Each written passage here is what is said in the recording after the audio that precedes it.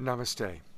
There's been a lot of responses to my recent videos about managing anger and that part of us that wants to change other people. And so I want to continue the conversation by sharing with you the tool that's really kind of become my master's thesis, if you will. I call it the 7 adjustments. The good news is that it's a habit to criticize another person or to blame or to shame or to judge. Those are the toxic things that we do that destroy a relationship. But they're habits. They're not our true nature. Our true nature is we want to love and be loved. We want to care and be cared for. How do we know this? Well, let's think about who we are when we're infants, before we've been programmed, before we're in reaction to the world.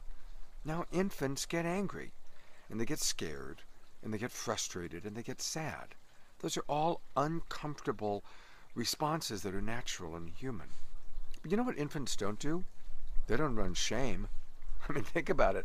An infant can make a heck of a mess. They can keep you awake all night long, crying and screaming and crapping and pooping, but they don't have any shame. They don't judge themselves. They're just in the midst of their own experience, which can be from happy to sad to scared to delighted, all in a very short period of time.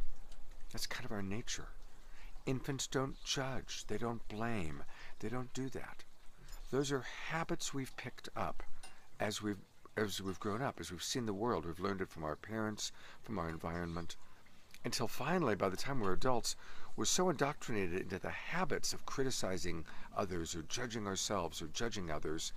And so there's this incredible ongoing toxicity that takes place. People ask me, what really makes a great relationship? And I'll tell you, it's when we are accepting each other, we're curious about each other, we're seeking to understand each other, we're appreciating and acknowledging each other. That feels great. And we can still grow. In fact, true change is built on a foundation of acceptance. When we're accepted and understood, we can relax. And then from that relaxed state, then we can say, okay, what do I really want to change within myself? And we can ask for support to make those changes. But when someone's wanting us to change or criticizing or judging us, then we get stuck in the reptile brain, which is in the back part of the brain, and all we can do is react.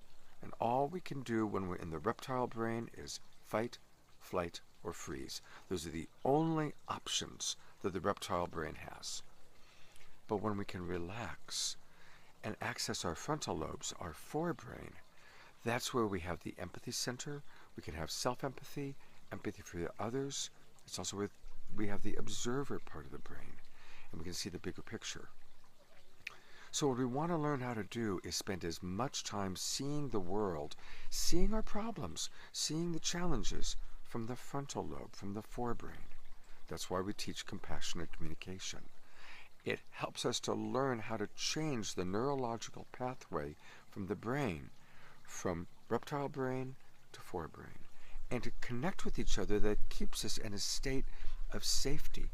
And when we feel safe, then we can respond. When we don't feel safe, reptile brain takes over. It's biological. So I'm going to attach the 7 adjustments, which is a wonderful little practice. And you can always learn more by going to the Love Coach Academy, to our website, or come take some of our classes, our courses. Thank you very much. I always appreciate your comments.